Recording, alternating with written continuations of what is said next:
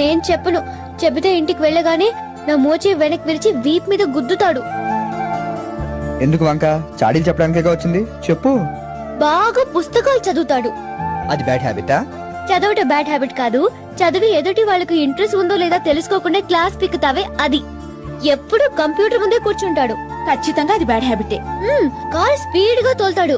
నేను పక్కన ఉన్నప్పుడు ఇంకా స్పీడ్ పెంచి నన్ను టెన్షన్ పెడతాడు. అది సరే, సిగరెట్ మందు లాంటివి అవేం లేవు. ఉంటే చంపేయను. ఆయనకిష్టం లేనివేంటి? అది వద్దు, నేను చెప్తే మీరు ఫీల్ అవుతారు. పర్వాలేదు, చెప్పండి. ఆడవాళ్ళు స్లీవ్లెస్ వేస్తే ఇష్టపడడు.